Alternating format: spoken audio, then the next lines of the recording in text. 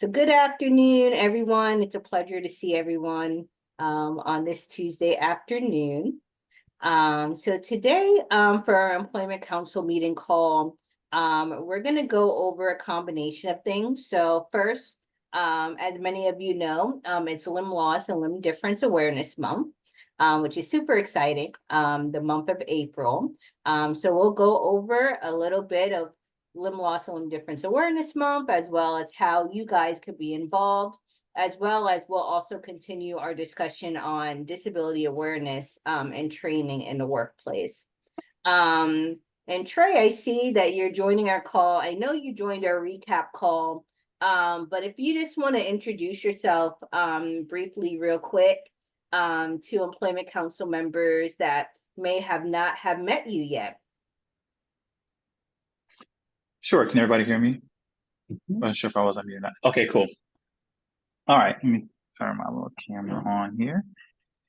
So my name is Trey Simpkins. I am the unit supervisor here for vocational rehabilitation here in Orlando.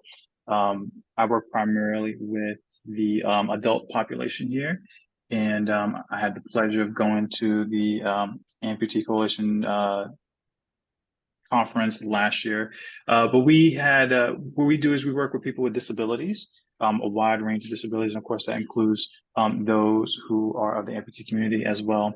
Currently, right now, we're in the middle of switching to our new case management system, which has its ups and its downs. We're working through that, but right now we're firing on all cylinders. So I'm really happy and appreciative of being here.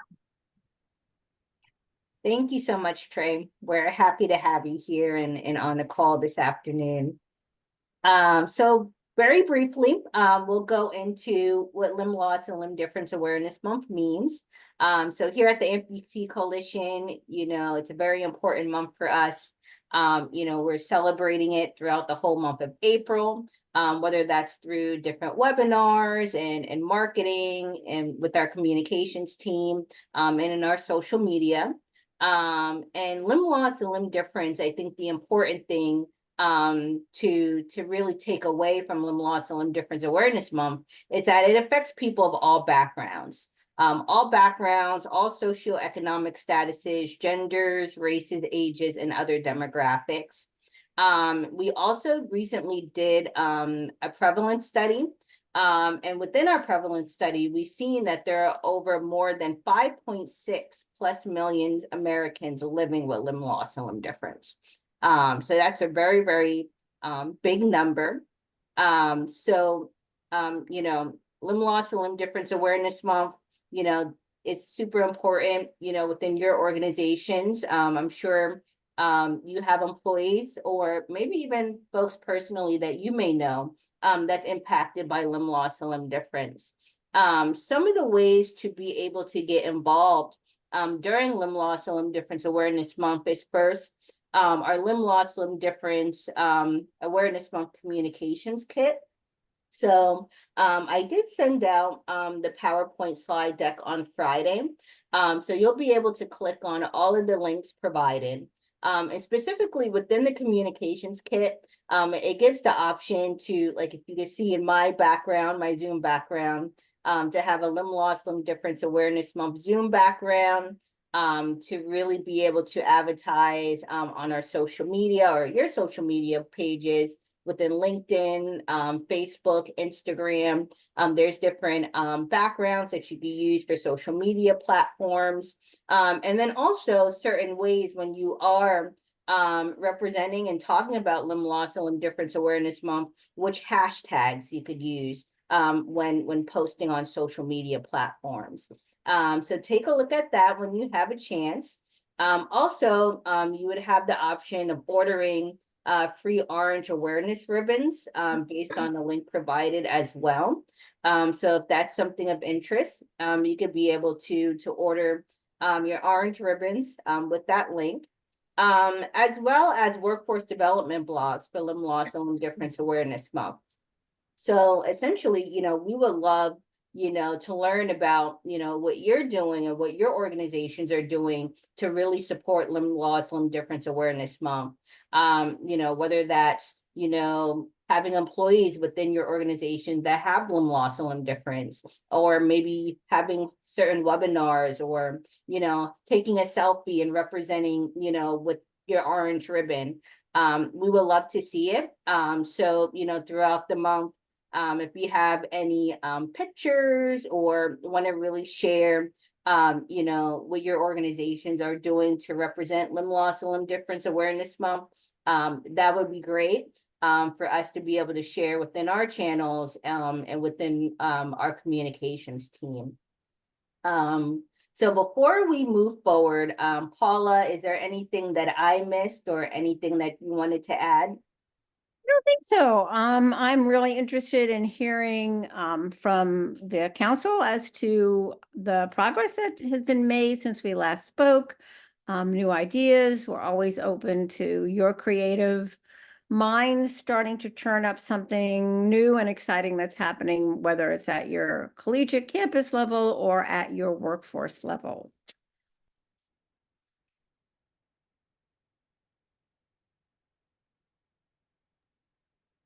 Absolutely. And before we move forward to doing more of a deeper dive on our disability awareness training and just talking about, like Paula said, what your organizations or is incorporating to provide inclusive practices for those with disabilities and for those with limb loss and limb difference. I'm interested to hear, is there anyone on the call right now, or any employers that are doing anything within their organizations for limb loss and limb difference awareness month?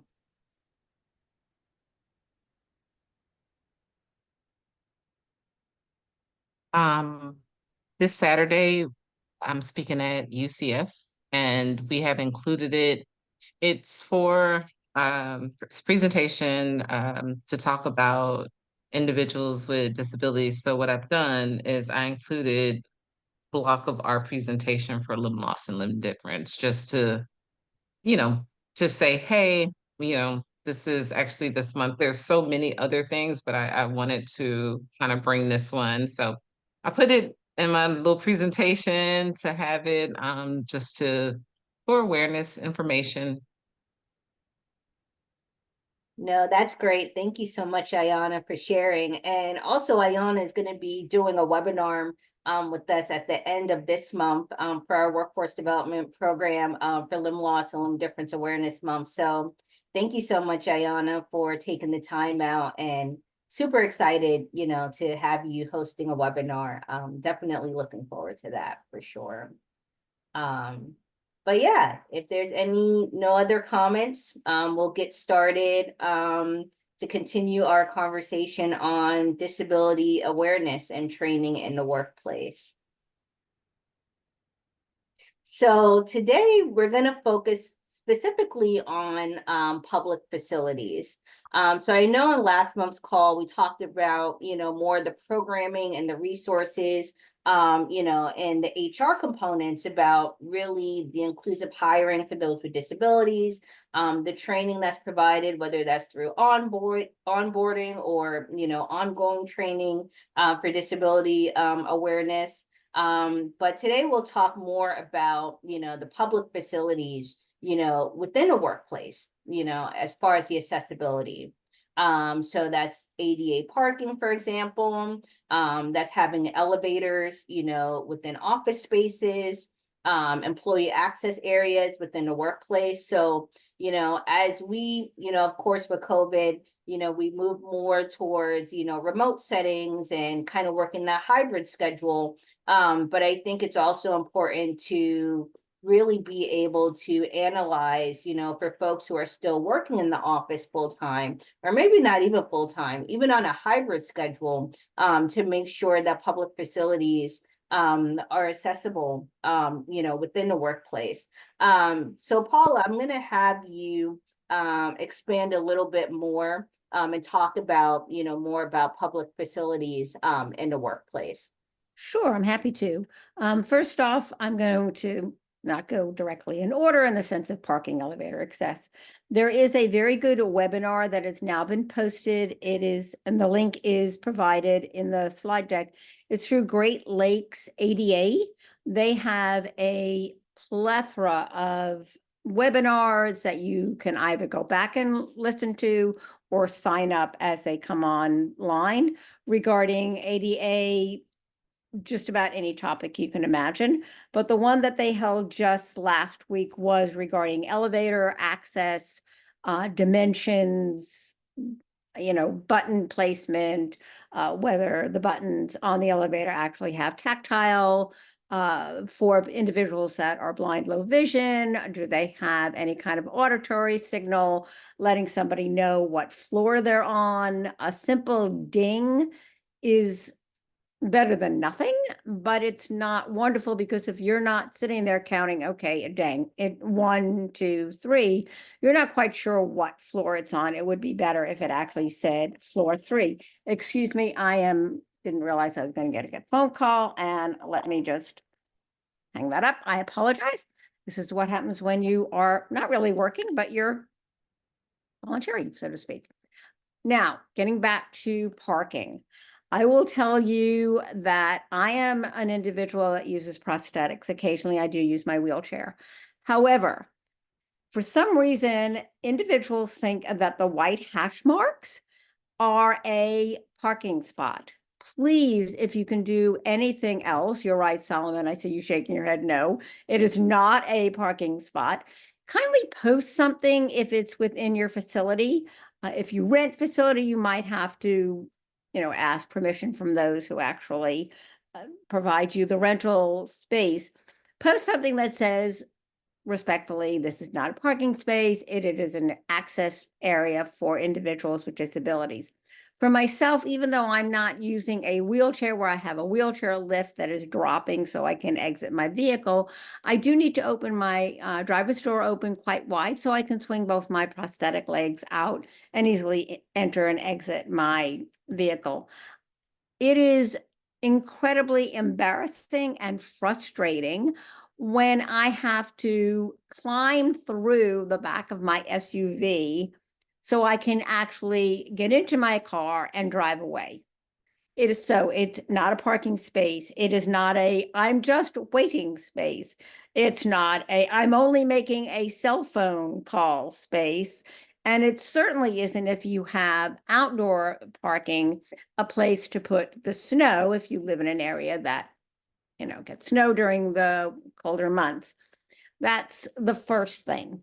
There are regulations on how many parking spaces you are required to have based on the number of overall parking. It varies, I have to tell you, for government sites, state, local sites, and so forth and so on. There never is enough spaces, and there probably never will be.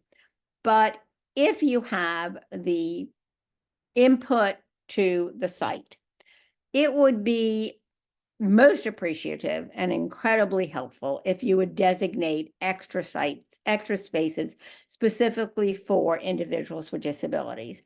I do recommend that if you're doing so, whether you're only meeting the actual guide or you've decided to add extra, erect the standard government issued sign that states if you park here and you do not have a placard or tags or some indication from a government agency allowing you to park there, you do face a fine and towing. The reason is if you don't, then it's one, you have no legal ground to stand on, nor does the person who's parking there maybe illegally. They can just say there was no signage. Yeah, you had a picture, but that doesn't mean anything. There's no legal statute for it. And it pretty much is a park here if you want to, carte blanche. So go ahead, apply for that permit, apply to get it erected. If you find that you have repeat offenders, as painful as it might be, tow them. I know that sounds very cruel and I'm being rather uppity, and I don't mean to sound that way, But the only way sometimes that things are enacted and obeyed is if somebody finds themselves with a hefty ticket or a missing car on, in a spot that they parked. Elevator access, I will tell you that I was, sadly, unfortunately, admitted to the hospital last Friday.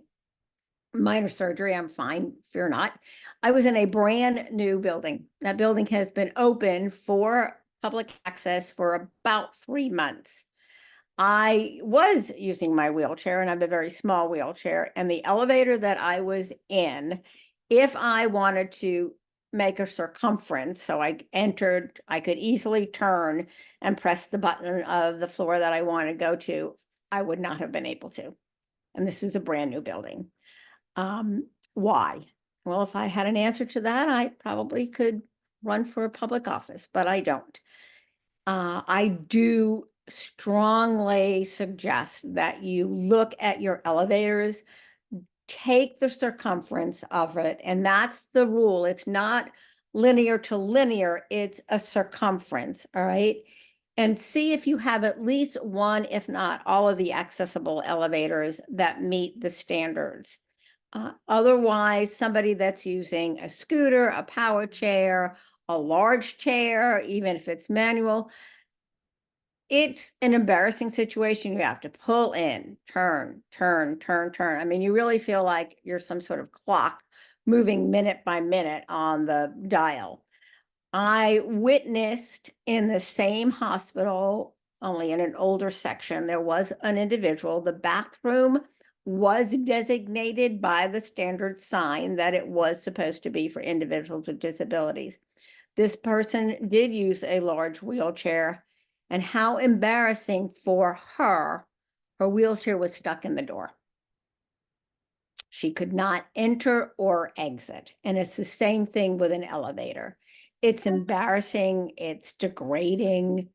It can definitively be dangerous for someone, if their arm or leg isn't, impinged.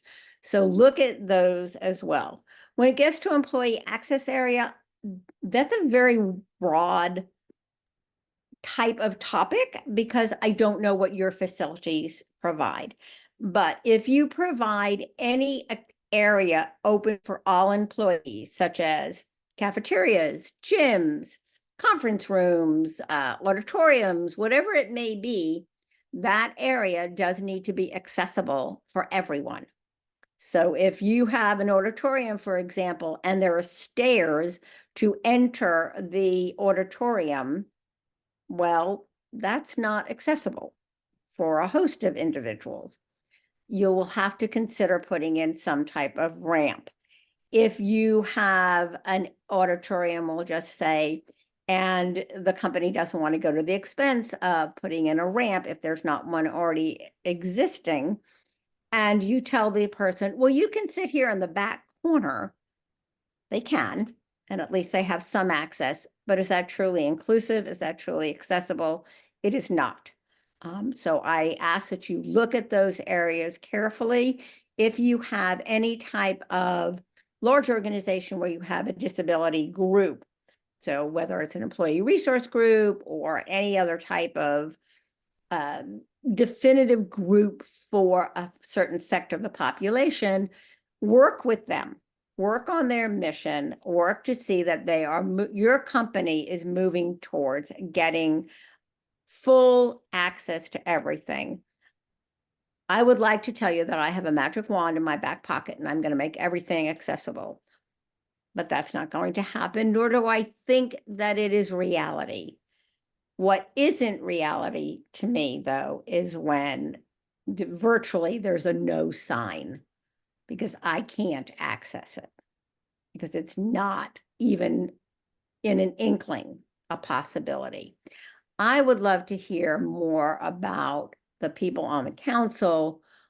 What is your workplace doing to ensure comfort? What is your workplace doing when you're calling someone in for an interview and it's a live face-to-face interview, that person has access to the building and into the interview room? So it's your turn now.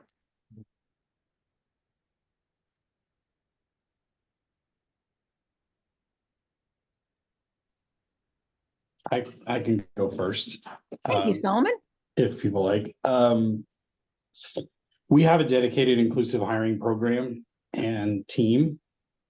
They host monthly practice sessions, webinars for, just caveat, most of this is focused on neurodiversity, but I will come back to the physical space stuff as well, and vision and things like that. They host monthly webinars to help neurodiverse folks understand how best to, what the interview process is, how to prepare, things like that. We have processes in place to be accommodating with with interviews and requirements to make sure that we are able to bring in, appropriate talent. They've really relaxed the in-person requirements. So a lot of our jobs are now remote or remote first in order to, one, we get more global talent, and two, people who have, who are in a different geography or who struggle to get in on campus still have full opportunities to participate. We have a supported employment program, which is specifically for IDD, so developmental disabilities. They work at various facilities around the campus, cafes, maintenance, different things like that, reception. And that is, they have an actual job coach on site. For interviewing and things like that, yeah, we have, there's a lot of flexibility in the hiring systems now in terms of how we do that. There are multiple layers, there's screenings, there's a lot of different ways we can source and meet talent where they are. To make sure that we are giving people, equal access and opportunity. When it comes to physical space stuff, like you've been talking about, Paula, we've instituted a couple of things. All of our assistive door opening buttons are not just little squares anymore. They're full length plates that go all the way to the floor. And we also have wave to open. So we have motion sensor openers as well, designed specifically for folks who need to, and we tell people you can essentially just run your chair into the plate and the door will open. You don't have to get in a certain angle or be able to hit at a certain height, wherever along there makes sense. And then one of the things we've done at the lab we're trying to push out is more double powered open doors. So it's not just a single door like the ADA requires, but that there's no center pillar and both doors open, just to ease access, that much more. We've got, in certain places, we have cane guidance, like rumble strips that our blind users can use to navigate through space. So you can put the tip of the cane in a channel or against these dots, and it will guide you. It will help you do wayfinding around campus and stuff like that. But, yeah, I mean, we do job fairs, we do all sorts of stuff. But then, in fairness, we are the big gorilla. So we've been at this for a while. So, we've put a lot of this stuff in place. But what we found, and I'll say this, pretty much every time, is you don't have to go and make these huge, earth-shattering changes a lot of the time. Sometimes it's just a matter of getting people the questions ahead of time, making sure, putting larger font on things, making sure that you have a space, like you were talking about, Paula, that if you're going to do interviews, that's easy to get to. That, the other thing we think about is restroom facilities. If you only have one accessible restroom in an entire building, and it's on the opposite side of the building and multiple floors up or down, that's not really accessible. And so, working to find, we work with our facilities teams to find the right balance of how many restrooms. Can we offset them on different sides of the building so they're not all in one place? How easy can we make it for people to just take care of the everyday things they need to take care of? Because that's where we find the biggest frustration. It's usually with the littlest things, smallest things.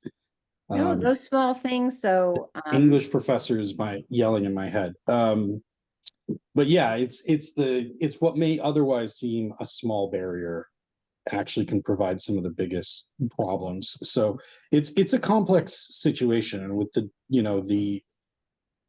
there are also challenges in that you can't talk about someone's disability as an employer. You can't ask them. You can ask them if they need accommodations, and if they bring up their disability, you can interact with them on that. But and given that most disabilities are invisible, there are cultural things around that become challenging from a corporate recruitment standpoint. And so I think what we have found is if you can make people feel comfortable being open about having a disability, they're much more likely, one, to be attracted to your company, and sorry, my camera cut up. One, they're more likely to be attracted to your company, and two, they're more likely to disclose it. And that, even if they disclose it before the interview, that can help that process along significantly. But I know some people don't. There's still a lot of stigma. They think they'll be rejected out of hand because of it. Someone will look at it and go, well, they can't do the job. And so I get that a lot of people don't want to disclose it until after the interview. But I think that's a disservice, because then we're essentially telling people they can't be their full selves and still get equitable treatment and employment. But that comes from the hiring side more than it does the applicant. So it's about, and if you want to attract disabled talent, tell them how to come and be part of your company. There's this weird, like, job interviews are so weird because it's like secrets. We don't want you to know what we're going to ask you. We don't want you to know too much. We don't want to prepare you. We want to ambush you, is what it feels like a lot of times, where it's like, well, do you need to though? Like, what's wrong with someone preparing some answers ahead of time? If you want to see them at their best, give them a chance to be their best. I think there's a lot more we can do to dialogue before the interview to make it easier for people to apply. I concur. So Yeah. I'd like to hear from, well, anyone really, but I know Trey, Anya, and if I'm missing somebody, just send me, I don't know, high five, whatever it may be. Because I know your organizations work finding candidates or helping candidates find a position in no matter what field they wish to go into. So I'd like to know, on your end of the spectrum, candidate comes in, I'm looking for an XYZ type of job. What are you doing to work with the candidate and the prospective employer so they are well prepared for an interview? And I concur, Solomon, there's absolutely no reason why you would not prepare for an interview. Would you not prepare? We'll take it, any type of test, whether it's collegiate or vocational, I don't care. You would prep for that. You would hope you would, at least. So you do your best. You would ensure that if I wrote X on my resume, I can defend X that I did. So let's hear from the collegiate end as well as the organizations that help candidates find positions. Where is your thrust now in making sure that the candidate is speaking for themselves because you've prepped them so well? I'll go. I'll start with that. So we're fortunate enough to know the disability up front. And even though we know, it is still up to the person that we're helping. If they say they want to disclose, great. If they say they don't, we can't either. We can't disclose it. But what we can do, and what my team does as they look for community partners and talk to different businesses, they know these businesses, they get to know the business, the employer, like the HR person, the manager, the surroundings. And so in the back of our mind, we know what the disability is. So then we can tell that person, hey, although you don't want to disclose it to them, let me, here's what I saw there. Here's what I see. Um, here's what I think you should do. In addition to preparing for the job, like any, just preparing for the knowledge of the company. But if it is not a place that has not prepared, if the bathrooms are super close, if the doors are narrow or oddly shaped, that's also like problem to, get in. If we see this, that is something that we share.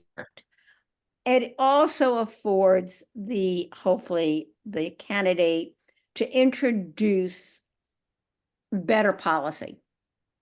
Sometimes buildings cannot instantly be retrofitted, and it would be wonderful. They can be, but let's have a sense of reality. They may not be able to do that for Right. a host of reasons. But some things can be retrofitted. Some policies can be changed. Let's face it, there are laws on the books that go back to the beginning of the country. 1700. Is it applicable? Probably not at this point. Okay. But even the ADA, which is a 1990s law, and the changes to it through the Amendments Act, is a 2000 law. They're outdated even at this point. So I think the best thing is to move forward. I jotted down a few notes, and I'm particularly interested for everybody to make a comment, but especially the companies and Mariana, I know you work at the collegiate level. We in the country have a golden opportunity to change the perspective. I am out of the workforce and have no desire to go back working in the workforce. Thank you so much. I love volunteering, but I am not raising my hand. Please hire me. However, I want to leave some type of legacy based on, because I'm a person and because I have a disability. I want to know what at the collegiate and then going down the level. So the collegiate of vocational training, I don't care what, umbrella you want to put that under, then high school, middle school, elementary. What are we doing to change those perspectives? What are we doing to change the perspectives of the overall career center, not just the centers specifically for students with disabilities, for the overall campus concept? So when these graduates move into the workforce, there is a better platform for them. That is the legacy that I would like to see begin to evolve.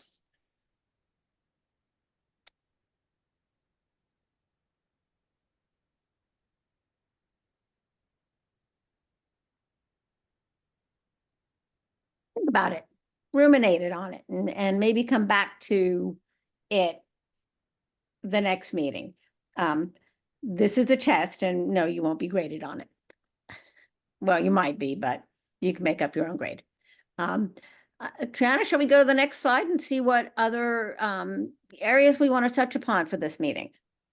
Absolutely. So first, I want to thank Solomon and Mariana for sharing their resources provided within their organizations as far as inclusive design for employees with disabilities, within Microsoft and UCLA.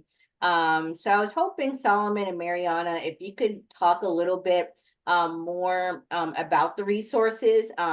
I did share it out via email and on the PowerPoint slide deck before the meeting. But if we could take about 3 to 5 minutes, Solomon and Mariana, to just kind of provide a brief overview, I think that would be awesome.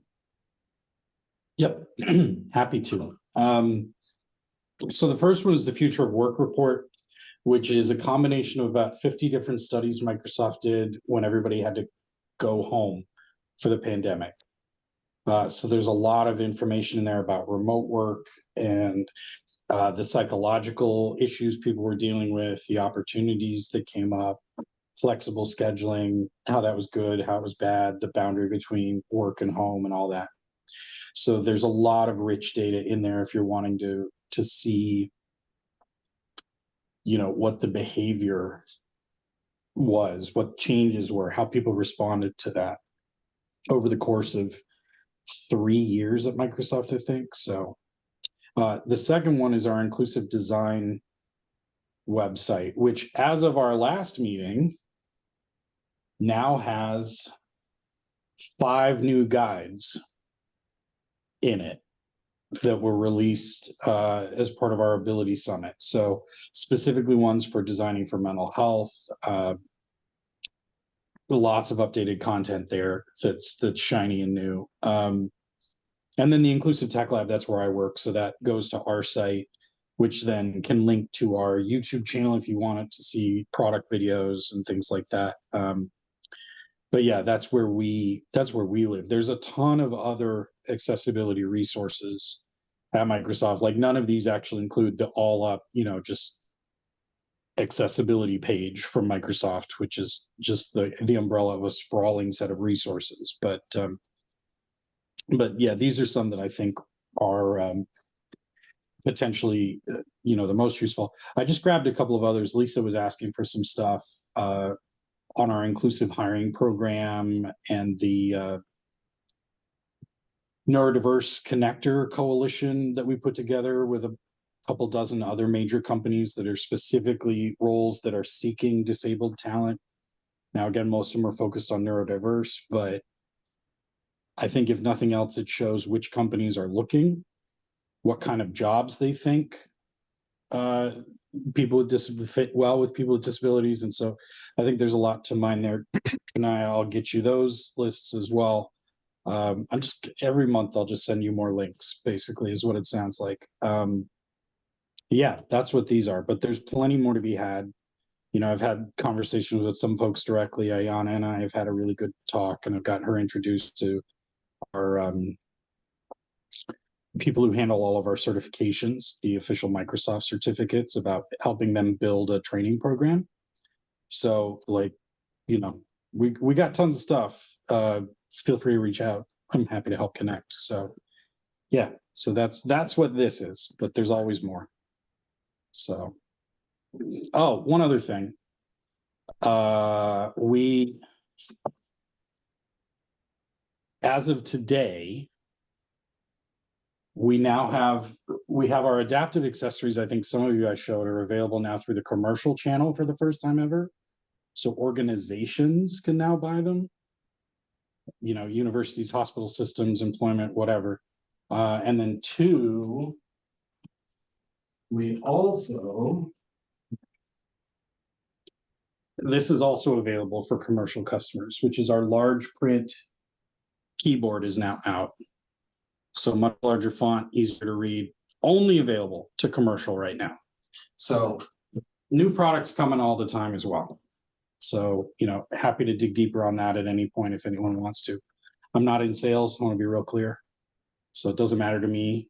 But yeah, that's my stuff. Fantastic. Mariana, tell us about your great work at your students. Sure. Hi, everyone. So I shared some newsletter that we send out to staff, students, and faculty here at UCLA. It's a monthly newsletter and it shares different resources, different topics. It also highlights people from the disability community and what they're working on, whether it's like research or awards. We also promote any events or trainings. I had informed Paula and Trinaya that we do have trainings that are required for everybody. So that includes our students, the staff, and our academic staff.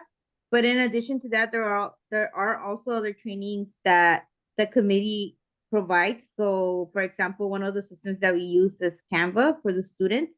So we provide trainings to help the academic side to make them more accessible to their students. We also provide trainings on the staff side regarding accommodations, or I know we talked about like interviews and how we show hiring managers what to do if they have a candidate that needs assistance with the application, or if they are going to come into campus for an interview, how we could accommodate and assist them. And so the title of the newsletter is called Spilling the Disability with the T, good play in words. And it's a good resource. It provides a lot of links, and it also, if you click like on the newsletter, it will take you to the website where you could go ahead and review the past editions also, and any other events or trainings that the university is hosting.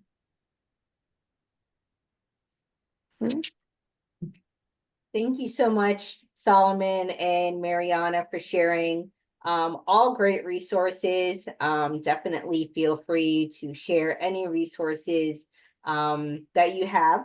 That's for the whole council. I think it's great, as we have monthly meetings, to share new and updated resources with one another. And with Microsoft, Solomon, super great resources as well. Specifically, the Inclusive Tech Lab. Solomon is actually hosting a webinar for us on June 5th. If anyone's interested, where he's going to be giving a virtual tour of the Microsoft Inclusive Tech Lab, as well as talking about assistive technology in the workplace. So if anyone's interested, I'll share that link so you guys can register, but super interesting. I'm excited for that. But again, just super grateful for the resources that you both provided. Solomon, you put a couple of comments in the chat. Thank you so very much. And the chat, anybody can read. It's not some sort of secret code there. One of your comments was, and I'm going to actually quote it so I don't make a mistake. So hang on. It says, the stairs, STAIRS, are the disability, not the individual. And I will tell you, the very first thing that went through my head was, is it the stairs or the stairs? Is it STAIRS or is it the STARES? Which is the greater disabling factor? Oh, Paula, it's blowing my mind here. They're both. I think it's the second one. To be honest, I think it's the social pressure, Yeah. the stigma, the judgment. I think that's. You can See, put now in I'm a gonna have to go back ramp. to my team with that because that's a brilliant point. Like, You can put in a ramp. You can guide somebody to an elevator if it's, applicable. You can get around STAIRS most of mhm. the time.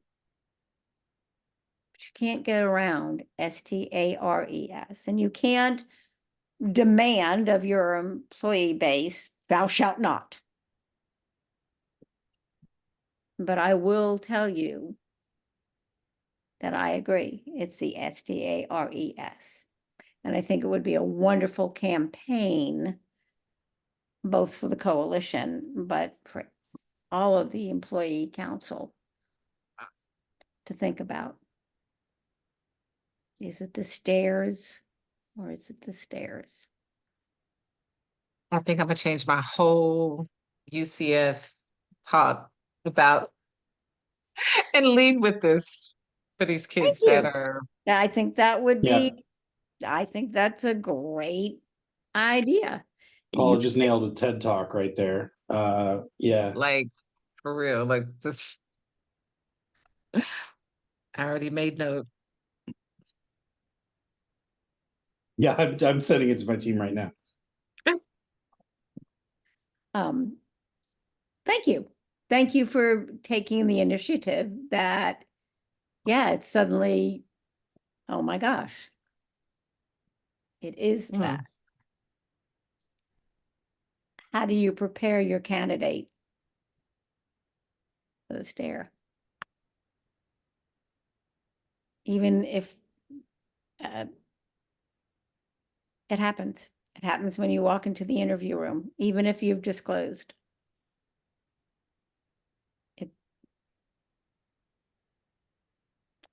Yeah. So Salman, thank you for Yeah. the for jogging the thought process there.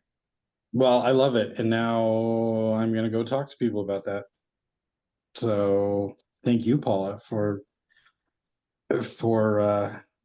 connecting with the English professor in my brain over some homonyms that Too make many a really years of powerful being an point. interpreter, too many decades of being an interpreter.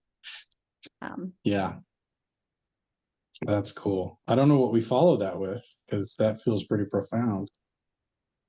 But But it goes back to my point of changing or moving towards change at the elementary forward age level. I'm not even going to say, scholastic. At that level, it's changing that. Most children are not born with a predisposition gene that says, if you look different than me, I don't like you. mhm. It's learned behavior. And we all have our own little quirks. But this is a quirk that sadly is still very much in the population. I cannot tell you how many times I've waited to buy my groceries. All right. And I don't know, I have shorts on or whatever it may be. And you'll hear a little, mommy, mommy, mommy. Mhm. And you'll hear the mother or whomever say, shh. Are we doing that as employers? Only we're not actually saying shh. We're doing it in another manner. What's the employer's shh? Without actually saying it. And I'll tell you one shh. Inaccessible doorways. Not accessible bathrooms. Stairs, STAIRS, with no alternative to enter the building. Non-accessible presentations through PowerPoint. That's, to me, if I had to come up with something off the top of my head,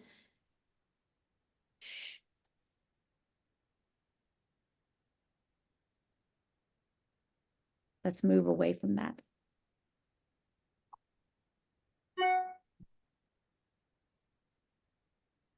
Definitely a great point, Paula, and I know we've had conversations weeks prior about, visible versus non-visible disabilities. And we were talking about those with visible disabilities that, choose not to disclose, whether that's through an interview or when they get the job offer, that may be because, they might not need an accommodation. But, if we have a wheelchair user coming in an interviewing room, and the employer doesn't know that they may have a disability, then it goes back to what Paula said about the stairs, right? The stairs and the stigmas and maybe the stereotypes, so how do we move away from that?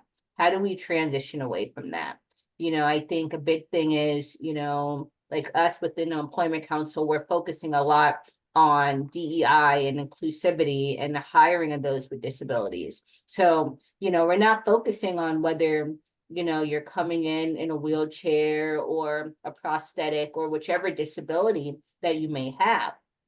The main focus is that, you're at the job and, whether it's an interview or, whichever it may be, and you're able to do the job whether you have a disability or you don't have a disability, whether you need an accommodation or you don't need an accommodation, and transitioning away from the stairs and more about how could we come together to have an inclusive environment for those with disabilities, without the stairs and without the actual stairs, STAIRS. And if there are stairs, inclusive you know, elevators or facilities or ADA accessible, you know, spaces for people with disabilities. So really great point, Paula. 10 out of 10 on that one. So I figured we could use this time, you know, I know we only have 4 minutes left. But any last minute thoughts, open forum, Q&A. I know a couple weeks ago I sent all of you information on our national conference for July or August. I'm sorry, August. Shanna's going in July. Not July. Just scope it out for us. I'm thinking of youth camp also, because our youth camp is in July in Texas, and we have our national conference in August in Atlanta. But any questions on that, you know, feel free, you know, to send me an email, or we could chat about those now. I know we only have a short amount of time, but feel free, any questions, additional questions, just reach out to me. But yeah, any last minute thoughts, remarks, questions?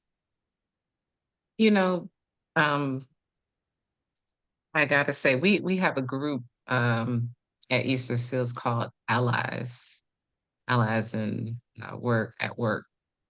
And we just really push, you know, education, empowerment, and conversation. Just ask, just have conversation. Just, and we really, and then on the outside from that, you know, we teach self-advocacy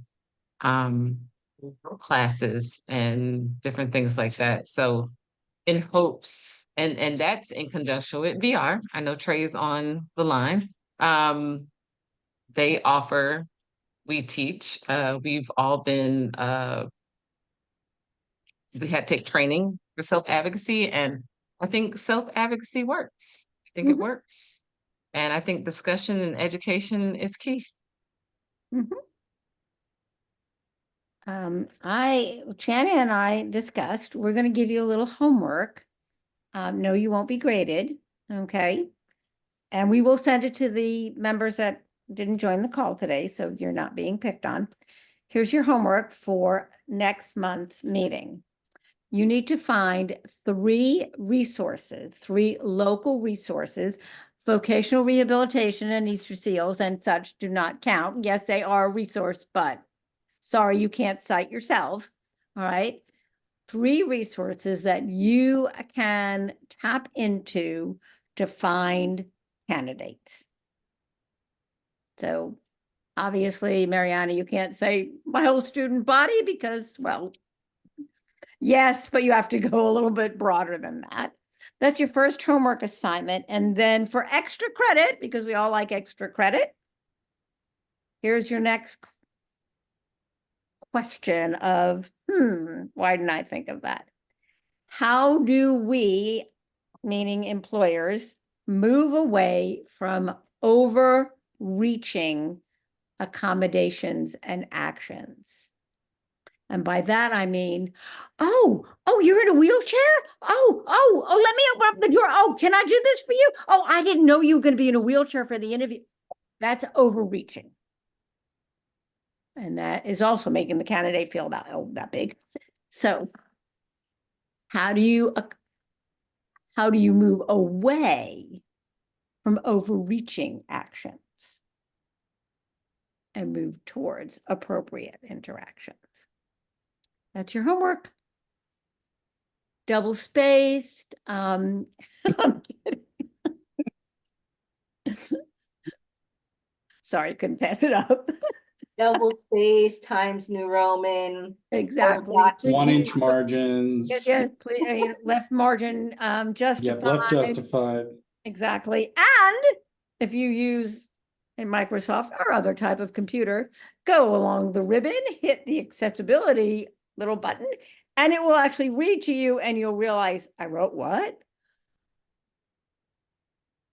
Because And if you want to get weird, use you'd be surprised Copilot. what you think you wrote and what you actually wrote. Yeah. And then ask AI to work on it with you. and see what comes So, from yeah, that. no, we're not going down that route. So that's your homework. I hope everybody enjoyed the meeting. We would love to hear more and more from all of you. We just have to move one tiny step forward and only a half a step backwards. Absolutely, absolutely. And as always, it's always a pleasure to meet with each and every one of you. Again, if you have any questions, definitely feel free to reach out to Paula and I. But if no questions at this time, just thank you again. I hope you all have a great week and we will touch base soon. Great. Take care, Great everybody. meeting. Thanks, Thank you, everyone. guys. Everyone, Thank take you. care. Bye.